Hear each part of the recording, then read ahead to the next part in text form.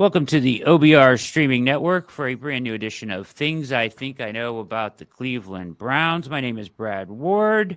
My esteemed panelist here with me, Abbey Mueller. Follow her on Twitter at Abbey_Mueller_. And of course, the always fantastic Quincy Carrier at Quen_C.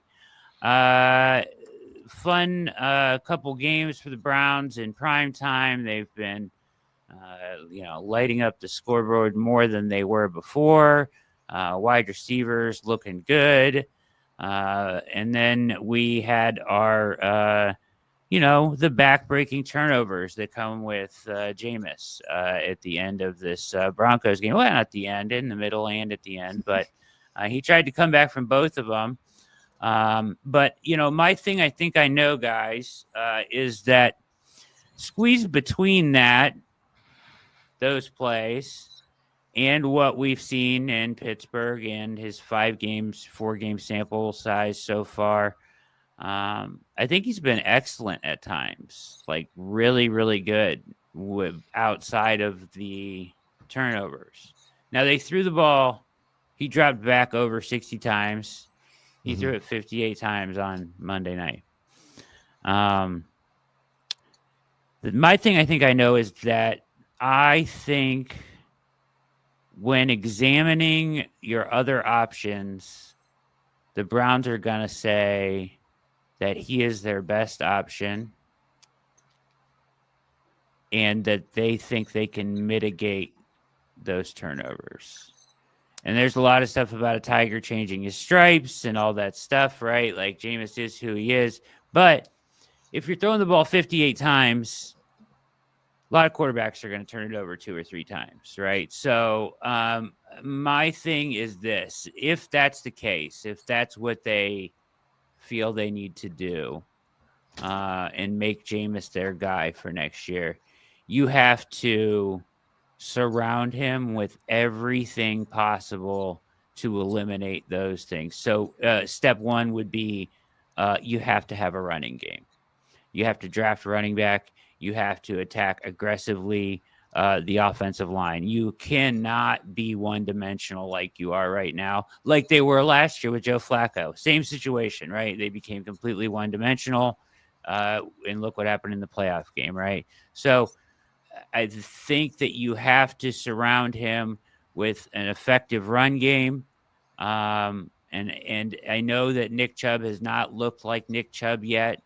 And I think that eventually he will look better, but you can't count on that. So I'm drafting a running back, and in free agency and in the draft, I'm trying to get better on the offensive line, run blocking wise as well. Like you just have to supplement at the center position, at the guard position.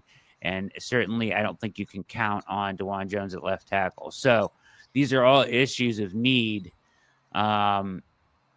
If Jameis is going to be your guy, really, if anybody's your guy, but especially if Jameis is your guy, you've got to mitigate the situations that you put him in so that he's not throwing the ball over 50 times ever, really, right? Like, unless you're in just a completely negative game script.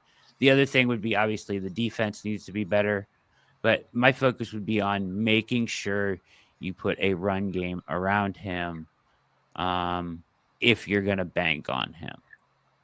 Yeah, I agree with you on the run game stuff, right? I think the Browns just need to get more powerful on the line of scrimmage. I think that's their biggest problem right now is that they can't get push. They don't generate any push on the line of scrimmage anymore. And I think part of that has to do with this was a wide zone offensive line with guys who specialize in that wide zone skill set. And what these guys are giant. They're not physically imposing. They're not big guys, right? They're agile guards who can move, agile centers who can pull, get in space to the second level. Now they've gotten older. They're not as agile anymore, and they're not big. So you're running out of gun more, and you're doing more man block schemes because they can't run as much, but now they're not powerful, and you're running into a load of issues there. So I agree with you on the run game thing. Here's why I will caution people with Jameis. And I was one of the first people beating the drum saying, hey, Jameis is going to be better than Deshaun. We do this every year with Andrew Berry in these backups, right? When Jacoby Brissett was here, we saw him play, and everybody was like, how can you ever let him go? You can't let him go. He's special. And then you get to next year, and then all of a sudden Joe Flacco comes out of nowhere, and then we're doing the same conversation around Joe Flacco. How can you let him go? And then Jameis Winston now is the guy this year. I trust them to figure out that range of quarterback, right? When we're talking about who can manage the game, because the one thing I do worry about Jameis is his lack of game management skills are something that do not bug you when you're a 3-win team in December. It will drive you crazy if you are a 1-1 team or 3-3 team in September, especially if you're trying to play the low margin of error style of football that the Browns would have to play to win with Jameis. That's a tough bet. Now, again, he's not going to throw 60 times every day, and you should do everything that you can to avoid that. But also, like, I've watched 3 years of Jameis tape.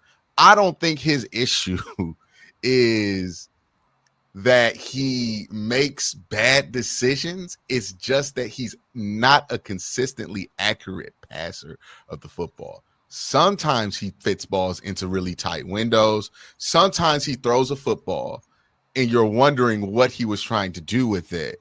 And I think that comes from he throws haymakers every pass. 17 intermediate passes in this game out of all those passes that he threw. That led the league this week by 5. Joe Burrow scored 39 points last week, 12 intermediate passes.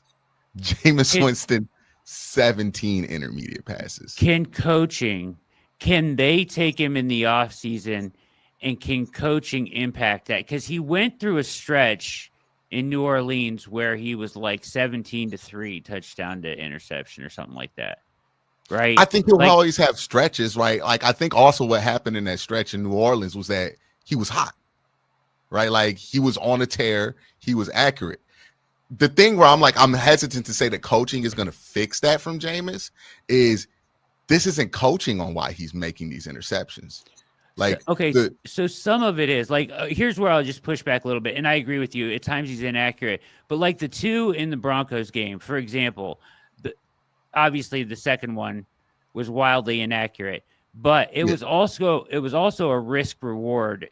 Just like he's throwing the ball from the opposite hash for a 5-yard, like he doesn't even need to make that pass. And he missed it inside by 15 yards. And that's why it got picked. Understood. But like, he doesn't need to make that pass. Same thing with the throw to where he doesn't see Nick Bonito, right? And he jumps up and takes it back for the pick 6. Like, and he's trying to throw it to Akins. Like, you're throwing it for a 1-yard gain there. Just throw the ball away. And I know that's not in his DNA to do that. Mm-hmm. But can you teach him some risk reward analysis, or like, Stefanski in his head, here's where we are on the field, time, score, don't force this. Like, can you do that to a certain level, especially if you have a whole offseason to work with them? I think that Jameis has played quarterback at a very high level for 13 years. And I might have seen him throw the ball out of bounds purposely twice in those 13 years. Like, he just doesn't do it. Like, I'm pretty sure that coaches along the way have drilled that into him. It's obvious when you watch Jameis, hey, if he just cuts out some of these moments, these decisions. But one of the things you have to acknowledge that makes Jameis stand out from a regular backup is that one of the biggest throws he made in this game was throwing it out to the field side when it was not advised, right? A lot of his throws that break the game open are not throws that if you coach it out of him, you're going to get, right? So it's like, if you coach it out of him, are you going to get the same Jameis? Are you going to get the same good stuff that justifies him being out there? It's like, you can't have your cake and eat it too with Jameis, right? Like, he's going to do some of this stuff. And if he were able to cut that out, Jameis is a former first-round pick, and he's super talented. He was seen as like one of those guys who was going to be consensus number 1 coming in. Yeah. If coaches really felt like that they could change that, or that effort would bear any fruit, that would have happened with Jameis by now, right? Like, I think that's where we're very cautious on Jameis. He's a specific quarterback for a specific time. Like, if this were baseball, Jameis is that relief pitcher that you always think in the back of your head, man, could we start him? Could he be in the rotation? Right. He throws 110. Like, you're always thinking, oh, this guy could be a starter, but then you play him for more than 3-4 innings, and then he throws himself out. And then all of a sudden he gives up 3 home runs in an inning, and you're like, oh no, we can't continue to do this. That's the thing with Jameis, where it's like, yeah, he does have that talent. There's no backup in the NFL that is as talented or more capable of picking up for a starter for a stretch of games than Jameis Winston. But if we're talking about hunkering down, making him your starter, I mean, Bruce Arians has tried to cut that out with him. Sean Payton has tried to cut that out with him. Kevin Stefanski can be the next guy who tries it with Jameis, but he's at the point in his career where you kind of got to believe, like, this is the dude who just said in his press conferences, he's asking the Lord to deliver him from pick sixes. Yeah, I know. Like he don't even think these pick sixes have much to do with him. Like, it's just what's going to go down. This is a draw the luck. That's how he sees the game. And if that's how he sees the game, it's probably not going to bear fruit trying to change it. You're just going to frustrate yourself. And that's where you get into a dangerous area with Jameis, is when you start having expectations of changing. That's just where you start to set yourself up for disappointment, from what I've experienced, what I've observed from his whole career. So I guess I'm not trying to say change it completely, and I want to hear what you have to say, Abby. 1 second. I'm not saying change it completely. Just mitigate it in certain circumstances, right? Just low, because I think he's talented enough to win you games. And here's the issue that Stefanski and Barry have. They have 1 year. If they go out and win 5 games next year, I think they're both gone. Like, so you have to find a way to win next year. And self-preservation takes over at some point. If you're Andrew Barry, if you're Kevin Stefanski. So who's your quarterback next year? I mean, you could draft a quarterback, and that might give you that extra year. You know what I mean? If you draft somebody, because that tends to reset the timeline for these guys. But outside of him, I don't see a ton of great options. So, yeah, and to push to what you said about Brissett and Flacco, I'll just, for the record, for me, Brissett he did a good job here, but I was never like, I want Jacoby to be our full-time quarterback. Same with Flacco. I'm just saying, I think that from what I've seen from Jameis, I think that he could win you 9-10 games. I don't know about that with Jameis. Like 9-10 games, like that's counting on a lot. I think the thought process might be, hey, Jameis Winston might be able to be capable of having a higher ceiling. Like, again, no backup in the NFL is capable of throwing 500 yards in the NFL. Like, that's Jameis right there. That's the ceiling that you get with him. But you might say to yourself, well, we think Sam Darnold can manage the game better. We think he'll do a better job of managing the game, not turning over the ball, making the throws that, are basic expectation in this offense. We could put a run game around that, and we can know that if we're going to run this low margin of error style of football, we don't have to worry about Sam committing the big no-nos, right? Yeah. That could change a team from, we should be 10-6, but we're really 6-10, or I'm stuck in a 16-game universe, right? And I don't know how they feel about this draft class or anything like that, but I think they're going to look at their options. And I think it would be smart for them to look at their options. They seem to, like, again, I don't know what happened with the Watson thing, right? But when they have made these smaller decisions, they seem to find guys who can operate this offense. There's always been a little bit of hesitancy with Winston, I think, because of the big no-no decisions that he's capable of. And I do also wonder, like, again, how does this hit if we're not a 3-win team in December and we also just witnessed some of the worst quarterback play in a Cleveland Browns uniform since maybe Charlie Fry? I mean, he beat the Ravens and the Steelers in the past 5 weeks. Yeah. Go ahead. That was going to be my point too, Quincy, was that, like, I think fans were, like, so happy after a loss because we scored more than 20 points. And, like, it was an offense that was running better than we saw for the first however many weeks of the season, that in comparison, it just feels good to see something that's not, like, just pulling teeth to try to score a touchdown in a game. And that if the team were in a position where they were winning more games, it would be a lot harder to stomach some of the interceptions and the bad things that he does. Whereas right now we're just like kind of riding the high of any good moments that we can get out of it. I think my like biggest concern on just like who else they would be able to find, which is an unknown right now at like in, for a trade for a quarterback, like who they're going to be able to go out there and get. So I feel like I can't give a definitive answer on whether I would want him back next year, because I would just need to know like who else would actually end up being potentially available. But I do think the bad moments would feel a lot worse if this team was in contention in any way for a playoff spot. Just to push back a little bit on that, if he started from week 4 on, they would be in contention right now. True. And Definitely. how would you feel about that Denver game if the Browns went into it? I would be upset, but they still, I mean, they would have beat the Raiders. They would have beat the Giants. We would have been better than the absolute floor of quarterback play that we put out there. I think that's what Jameis Winston is proving right now, because like it's not like we're switching from like Deshaun Watson to Joe Burrow. I just don't know what other options you are. So, I mean, you're saying Sam Darnold, that's another option potentially, but it's not. Sam Darnold has regressed this year too. He doesn't look great right now. I mean, nobody you're going to get right now is going to look amazing. Like, I'm not saying this is going to be your next franchise guy or anything like that. I'm just saying for 1 year. I'm not saying forever. Yeah, I'm saying I have 1 concerns year about Jameis when he's outside the context of filling in for somebody who's been horribly disappointing. How it's going to go for a whole year. Like, I don't think you're going to get anybody without concerns right now. That's fine. That's a fair point, right? That's a fair point. I'm not saying that Darnold comes without concerns, right? But maybe those concerns are more preferable to what the concerns are with Jameis Winston. And that's their decision, but it's a monster one because they got to find a way to win 9-10 games somehow next year, or else they're out. You think so? I mean, I think they're giving him one more.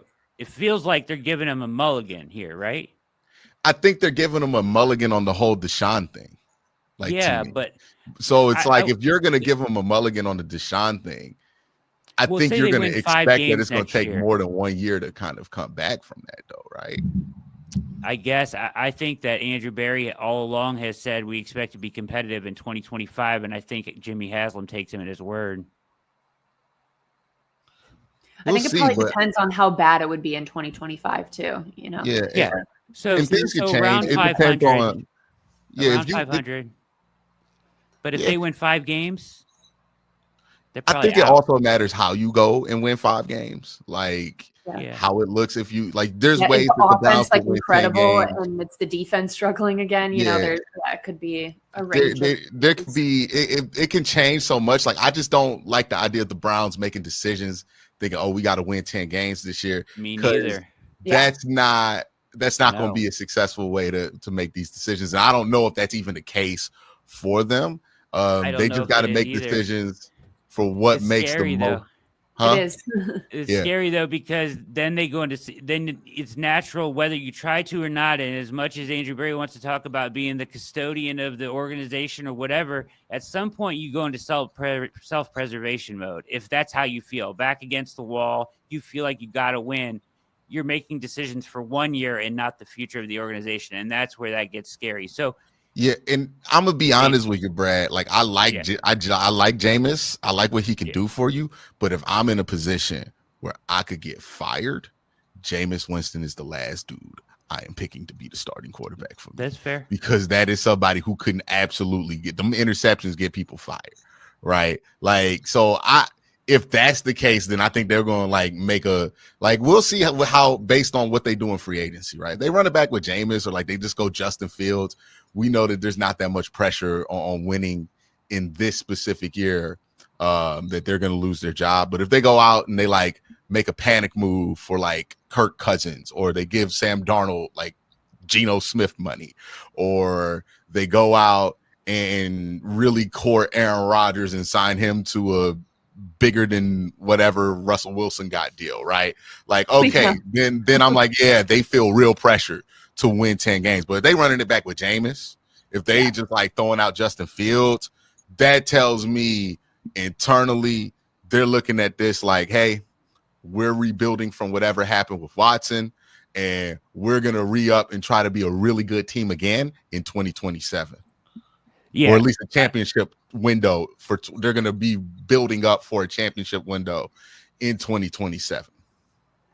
I just keep hearing those words of Barry in my head. We expect to compete in 2025 over and over. You can't go out there and say like, hey man, we might be cheap. I know. We might be average. But Deal with I it. mean, hey bro, we going for an 8-8 and maybe a playoff game. Like, to have the Watson deal end up how it did and then say, yeah, we're going to rebuild for 3 years is that's not, I don't know. What other response is there though for it? Like if the Watson deal has bombed. You have a talented roster that won 11 games last year. You should be able to pivot to a place of competitiveness this year. I think they're going to try to be competitive next year, right? Like they're going to try to make the playoffs next year. I don't think that's out of what they're going. I think if they bring back Jameis, they feel like they can win 10 games or 9 games if they get things that go right for them. Or if the same thing can happen with Justin Fields or whoever they draft or whatever they do at the quarterback position if they make the playoffs. But I don't think it's going to be like do or die if they don't make the playoffs. You know what I mean? Like still going to be trying to put out there a competitive roster, but I don't think they're going to be looking at it like with the same expectations we would go into a season where it's like Super Bowl or bust until 2027, because that's just what you have to do. Like if they try to rush this thing and make it happen when it's not, that's how you can end up like the Jets are right now, where it's like, you traded for Devontae Adams. You made all these panic moves. Now you might actually keep Aaron Rodgers for $63 million next year just because, like, why not? And that to me is a place that I want them to avoid.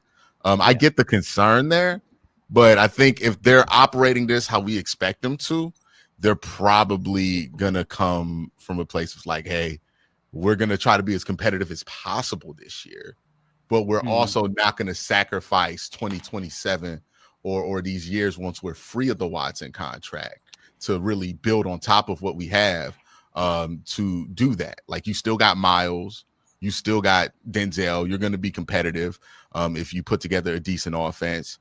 But, as far as like trying to put all the gas to the brakes and we're signing like 34-year-old guys on 1-year deals, that's probably not going to happen for next year. Yeah, no, I don't expect that to happen. I guess I look at it like they can't go out and lay another 4 or 5 win season. I think that would be can't go into 300. Absolutely, I agree with you on that. Like, you get fired if you go into 300 twice.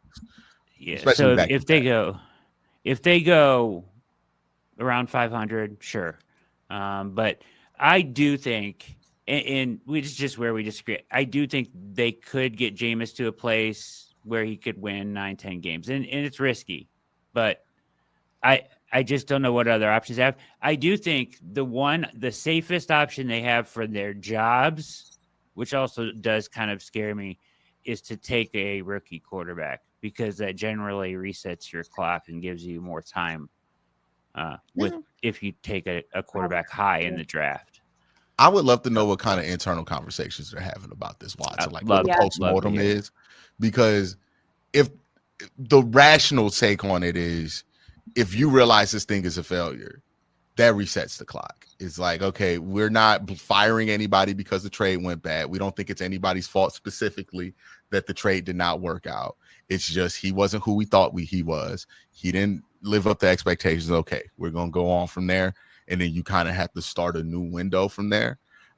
I would hope, and it would not be something that is consistent with how Andrew Berry and Kevin has ran this organization since they gotten here, that they're going to think, okay, well, Deshaun didn't work. Let's go ahead and try to bandage this thing and to get it to the next thing, right? Like, I don't think that's the route that they would take. But, I mean, they also did trade for Watson at a similar point with the Baker experience, to your point. So it could be that that's going to be the case. We'll really find out once free agency and trades start to pick up based on what kind of move they make at quarterback. I'll be interested to see if the Justin Fields thing is even a possibility this year, because I know there was the conversations last year with the agent and everything with Deshaun, where I think that'll be interesting too, if that's like more on the table now than it was last year. If Fields really thought, like if they really had interested in Fields, he would be smart to maybe get a different agent. Yeah. I think Darnold's going to try to angle here really bad. Like, I think that's going to be the guy who's going to try to get here. We'll see. Which is a great what option, the money I looks think. like for him, though. Because, like, if he's under 15, I don't mind doing that for a couple of years, especially with Kevin here. But, you know, if it gets to like 18, 19, then nah, I'm good. Yeah. That. Like, be tough. You know, they're going to restructure his contract again. I mean, so if they really feel like they have to make it happen, they may make the money work on a guy like Darnold. I don't know. You know, they can get $40 million in cap space without even restructuring Deshaun or Miles or Dalvin, right? All these contracts that we know they're likely going to restructure. So and then a lot of that money is going to go kind of like you would basically have them on like $7 million, and then like a big $25 million year in 2023. And if he's worth it, then you keep him there. If he's not, you cut him, but all his guaranteed money's already been paid for. So it would be relatively easy out there for Darnold. Like, they're going to structure it fine. That's what the Browns do. They do a good job at that contract structuring outside of the Watson one, ironically enough. But yeah, it'll be interesting to see what they do. Also, I know people have been gotten the ick on Carson Beck and Jalen Milroe based on how they've played this year. But I think that those are two prospects that a lot of draft people, especially guys who kind of do that West Coast stuff, were high on. Carson Beck especially. I like Milroe too. Yeah, I wouldn't be surprised if the Browns look at those two and think to themselves, hey, if teams talk themselves out of them in the first and they slide to like maybe the back end of the second or even the early third, I think the Browns would really be interested in taking both of those guys. Because like for Carson Beck, he looked pretty good until all his wide receivers went to the NFL. Yeah. I feel like we're being a bit harsh on his year this year, right? And Georgia still got to the playoffs. Milroe's had ups and downs, but that's somebody you don't draft because of what they're doing on the field right now. Also a guy who has not had the same offensive coordinator twice in his college career. So might just be he needs to be in a system with some consistency. And his OC's in the building. His old OC is in the Browns building. He did have the better passing numbers with. Yep, absolutely. All right, Abby, what you got? What's your thing you think you know? Yeah, so I wanted to talk about the receiving group. I feel like going into this year, it was just very up in the air on what that entire group was going to look like in general. You know, Judy's first year on the team, had seen, good moments from other guys, but not really anything super consistent over time. And as the season has gone on, especially now getting to watch these guys with Jameis, I feel more confident in this group than I have in a while. I mean, obviously Jerry Jeudy has week after week continued to improve. David Njoku has, still been a staple on this team as a pass catcher. Elijah Moore was like underrated for how well he played last week because of how good Jerry Jeudy was. I feel like it was a unsung hero of that offense as well. Tillman showed some good moments, with Amari Cooper's departure before that injury that he just had. We didn't get to see David Bell much this year, obviously, because of his injury as well. But there's been good moments from a lot of guys that I feel like we have so many other glaring issues right now with this team that I don't know how much they're going to address this, whether in free agency or the draft. I'm not saying they won't address it at all. I'm sure there will be if nothing, a later round draft pick to take a receiver and work on developing a guy. But prior to this year, I felt like they were still going to need to make a bigger shot for a true one or, a bigger named guy. But I don't know if I necessarily feel that way anymore with this current group. Yeah. Go ahead. But yeah, I agree with you, Ab. Wide receiver, like Elijah Moore sneakily had 100, right? Yeah, in this game. 111 yards.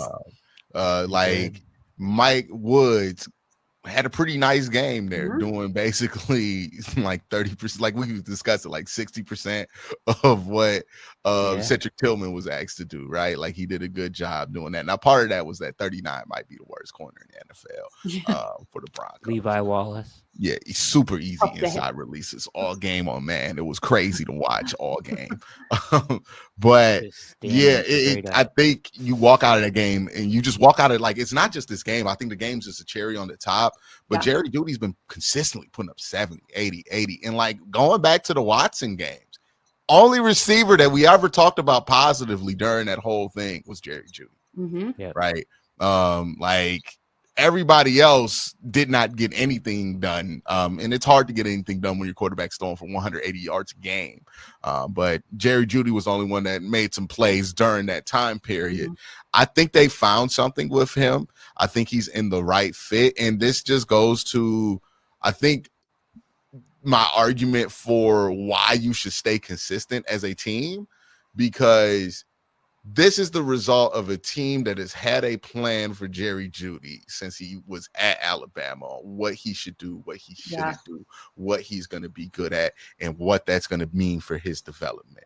They finally got his hands on him, and they were so confident in that plan, they signed him already to a contract for the next 3 years, which looks like a brilliant deal right now. And they were confident in that because they were like, hey, no, this is somebody we know what he is, what he can do well, and how we can use him in the system.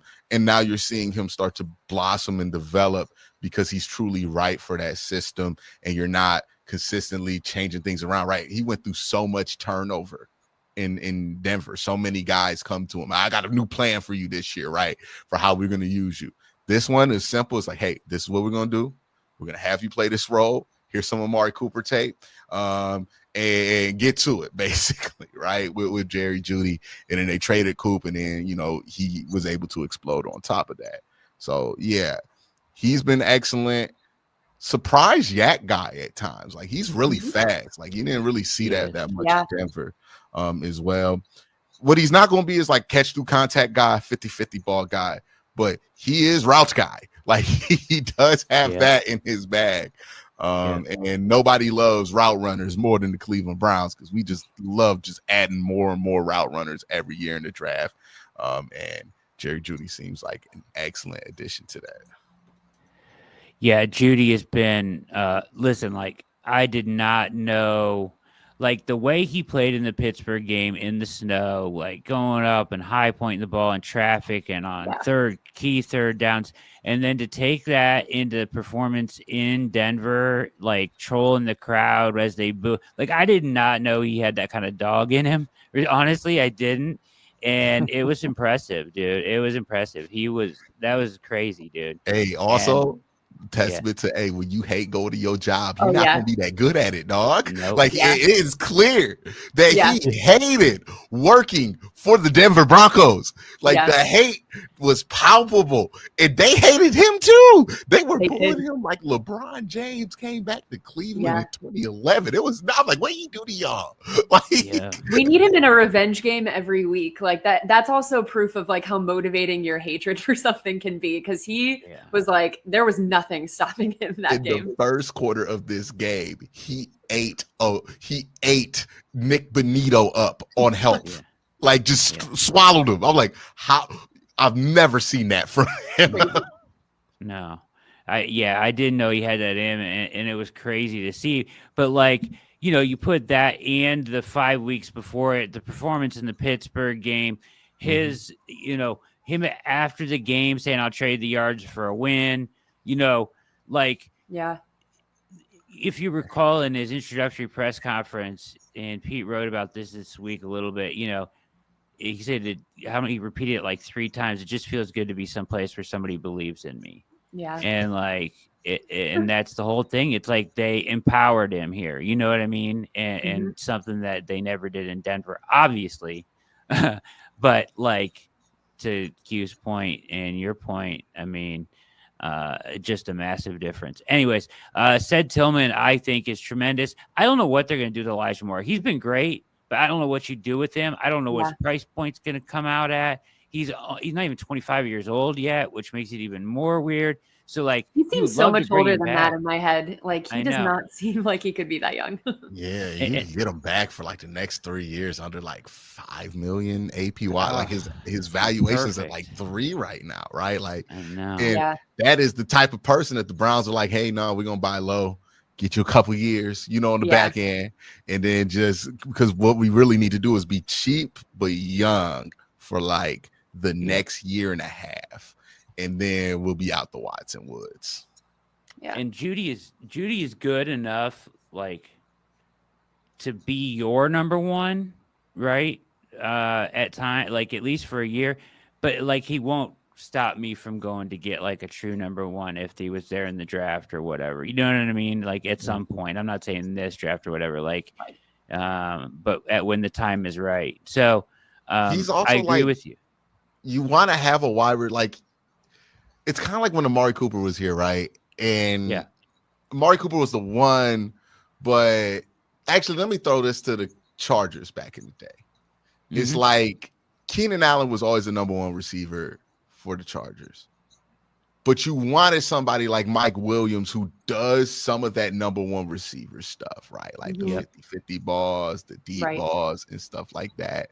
And Jerry Jeudy, he's going to be 80% of his work's going to be intermediate, right? That's why I think he loves Jameis because, again, 17 intermediate pass attempts in this game from Jameis Winston. Deshaun Watson threw 17 intermediate pass attempts in 3 games this season. Okay, like it took him a month to get to that point. Jameis, 1 game on Monday Night Football, right? So in the intermediate areas where Jerry's going to do his best work, you still probably need to get somebody who can get you a 50-50 ball, get you a jump ball, something like that. That's not David Njoku, right? Because I think you only have that one option. Maybe that's what Cedric Tillman becomes. But he's the type of wide receiver that if you have the right type of receivers in your room and enough wide receiver diversity there, you can definitely have him as your de facto one of a really strong unit. Yeah, how they proceed will be really interesting. If they bring back more on a cheap deal, that would be great. I think he's a good fit. And I think that would be like if they did that, like as it stands right now with Jeudy, Moore, Tillman's healthy, and then you have some young guys like Woods and Thrash that you're still seeing who they really are, what they can be. Like I feel really good about that. To your point, Abby. My concern is if for some reason they couldn't bring back more, then I feel like you would need to add a piece at some point. Sure. All right, Q, what do you got, man? I think it's clear that the Browns need to blow up the interior. It's time to have some tough conversations about some guys who've been here a long time that we have some love for. It's over with Wyatt Teller in this offense. Joe Bitonio, I'm at the point to where I'm kind of hoping he retires at this point. And Ethan Posick, we got to look for a replacement, right? Like, is it going to be Luke Whippler? If it's got to be somebody else. But that entire interior, right? I know we've talked a lot about tackle. Tackle ain't been killing us. The interior has been killing us. And what's concerning about that is these are the starters, right? Like 4 of the 5 starters. And look, Jack Conklin in December, we're not even expecting that at this point. This is a healthy offensive line for the most part outside the left tackle position. And your woes in the run game aren't because of your left tackle position. Honestly, the most concerning thing is that Wyatt Teller is one of the biggest problems in the run game some weeks, right? They switched. They want to get smaller. Well, they were smaller. They were a more athletic offensive line. They wanted to pull and do all these things, get these guys out on the edge, and that prioritized a different body type. But now those guys are older. They can't do that stuff all game. They don't have the stamina to do it. And when they do it, they're not as fast at doing it. So you have to adjust. So you run out the gun. You do more man block situations. And that makes sense given where the Browns offense is going, right? They want to evolve. They got rid of Alex Van Pelt for a reason. But you're small now, right, trying to do that. And you clearly don't got the push. We have no ability to move butts on that offensive line. We're not moving grass. We're not doing anything on that offense. That 4th and 1 was pitiful, right? Like both the one we only got because the linebacker for the Broncos decided, let me pull Jameis towards me. So Teller jumped off sides. Yeah, and Teller jumped off sides, and he wasn't very effective even with the head start. So obvious to me that it's like, hey, it's time to hit the button. Like, I know we've been trying to slow play this and we want to throw Zach Zinter in there. But it's time to hit, what's the guy from Extreme Makeover? Like Ty something? What's his name? Oh gosh. I know it. Ty Jerome keeps coming to my head, but that's not it. I don't know. We need to get the homie over here with the spectacles and the sledgehammer, and we need to go ahead and destroy that old interior, man, because it just ain't what it is. It just isn't what it used to be. And my best guess for how you replace it, let's get some size in there, right? Tevin Jenkins. Let's get somebody who's big. Let's get Trey Smith, 6'5", 330. Evan Neal might be available, right? Former 7th overall pick, 6'6", 350. He could be a guard. He played guard at Alabama. Let's get Mekhi Becton. Imagine Mekhi Becton next to DeJuan Jones. We winning them quarterback sneaks. We need to jump off sides if we got 6'6" next to 6'6" and almost 800 pounds right there on the left side of the line. So that's where I think the Browns need to focus on. I don't think the run schemes are bad. These schemes work for other teams all the time. We just don't got the weight on the line or the strength on the line to be able to execute this.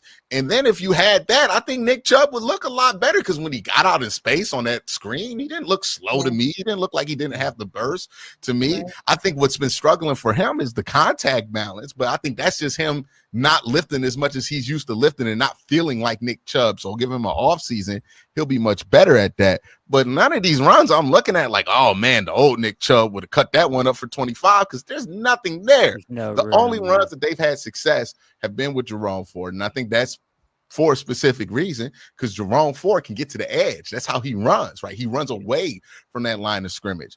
But anybody who likes to go in the middle field, like you've noticed, have you seen Deontay Foreman in like the last month? No. Why? Because Deontay Foreman goes up the middle and we can't get any push there. So there's no point in running him. That's just where the Browns are. And it's painfully obvious. And if that means I got to see Joel play a sad year in Buffalo or something like that, it is what it is. It's time to blow it up. Like, you got to make some tough decisions. Got to have some tough conversations. Wyatt Teller, see if somebody wants him, right? If somebody's going to take Wyatt Teller off your hands, you do it.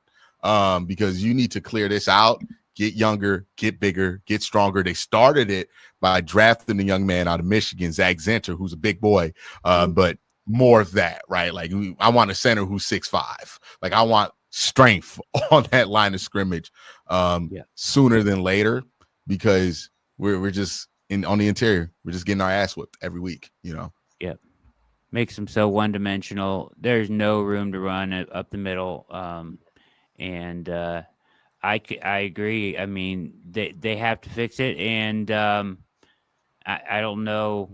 The stylistic change you talked about, you have to adjust your personnel to the style. And it's just not there right now. Yeah, it feels like they're very aware of it too. Like you were mentioning with the way they have not been using Foreman at all. It's pretty clear they know what they need to do. There's just like nothing you can do about it right now until you have some time to hopefully use some of those, early draft picks that we have to make some moves. Take a few years, but I think they'll get there. But everyone will tell you it's Bill Callahan's fault. Actually, it's that he's not here anymore. That's why it's failed. Yeah, Bill Callahan ain't getting these guys stronger, right? That's the problem, right?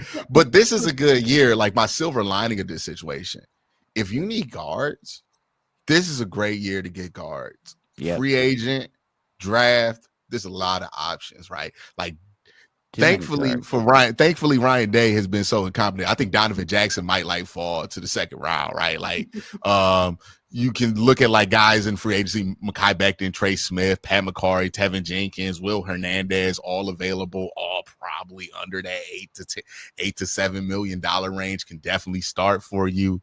Will Campbell out of LSU, not going to be a tackle, definitely a guard though.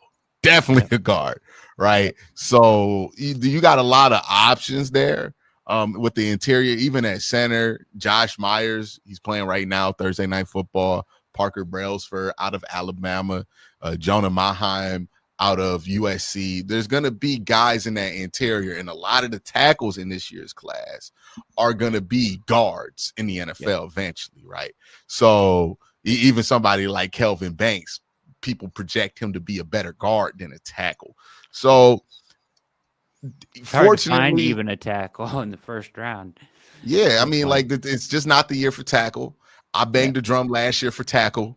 Nobody wanted. Everybody laughed at me. I was like, we should go get Roger Rosengard, but he looked good on the right side of the Ravens line now, don't he? He does. Second round pick. Everybody was like, he's not going to be a second round pick. Well, anyways, my beef with the internet aside, you know, you probably gonna have to get creative with tackle. You know, maybe you got to go after like a Dan Moore or a reclamation project or something like that to hold it down until DeJuan Jones gets back up healthy or whatever you do there with the other tackle position. Maybe you take somebody like Tevin Jenkins, try to play him at tackle again. I don't know.